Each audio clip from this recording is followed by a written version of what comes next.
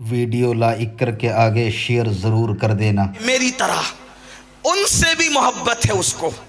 کیوں محبت ہے؟ کیونکہ اس نے بنایا ہے، وہ اللہ کی تخلیق ہے، تخلیق اللہ نے اس کو بنایا ہے۔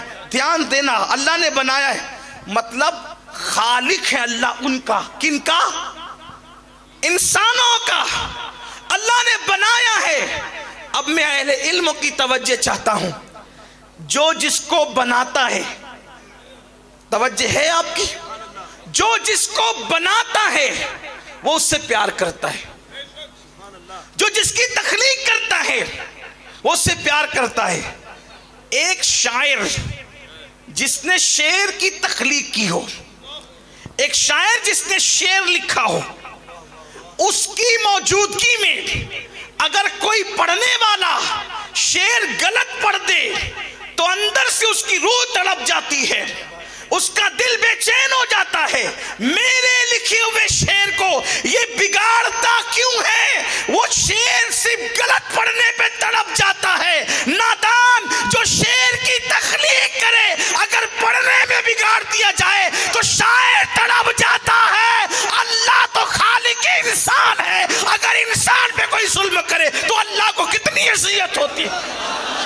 یہی درس انسانیت دینے کے لیے غریب نواز مدینے سے ہندوستان تشریف لائے تھے۔ ہمارے مذہب میں صرف نماز پڑھنا عبادت نہیں ہے، انسان کی عزت کرنا، انسانیت سے پیار کرنا یہ بھی عبادت ہے، بلکہ یہ بڑی عبادت ہے۔ اللہ اکبر۔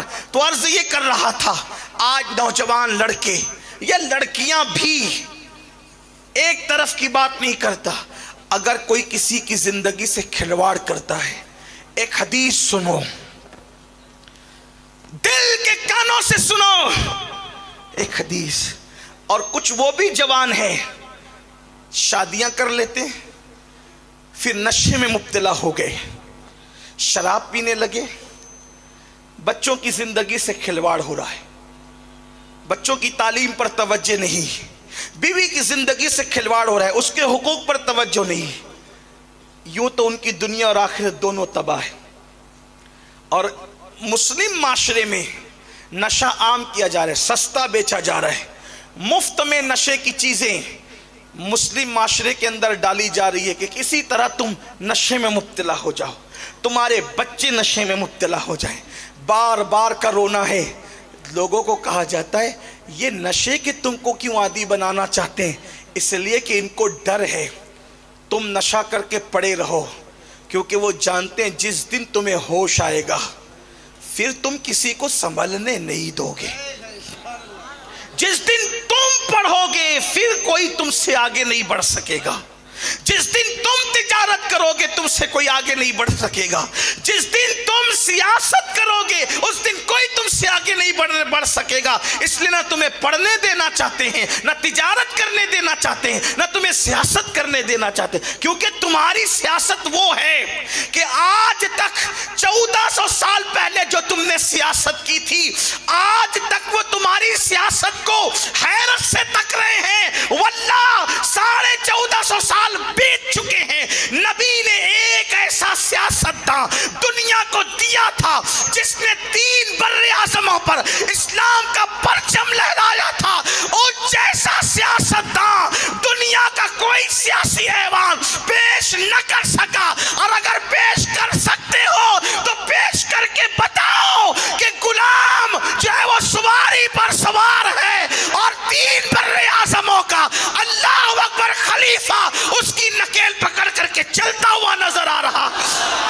لاؤ ایسا سیاستداں جو میرے نبی نے عطا فرمایا تھا، کوئی پیش کر سکتا ہے؟ غلاموں پہ ظلم کرنے والے سیاستدانوں کے نام تو ہم لے لیں گے، لیکن غلام کو ناکے پر سواری پر سوار کرنے والا کوئی ایسا آقا بھی تو بتاؤ۔ بیت المال کے پیسوں پر کئی ہزار روپے، کئی ہزار کروڑ کی فلائٹیں خریدنے والے سیاستدان تو ملیں گے، لیکن بیت المقدس اپنی کمزور سواری پر بیٹھ کر جانے والا، اور وہ بھی غلام کو بٹھا کر لے جانے والا، آپ کو اسلام کے سوا کہیں نظر نہیں آئے گا. بیت المال کو پیسہ کھا جانے والے سیاستدان تو آپ کو ملیں گے، لیکن ایسا محتاط سیاستدان بھی ملے گا کہ مسجد نبوی میں وقت کا امیر المومنین ایک ڈائری نکال کر کے حساب لکھتا ہے اور ایک چراغ جل رہا ہے، ایک چراغ جل رہا ہے، تحریر ہو رہی ہے. بعد میں دوسری ڈائری آتی ہے تو قلم بھی دوسرا آتا ہے. ڈائری کے ساتھ قلم الگ تھا، ڈائری بدلی قلم بھی بدلا.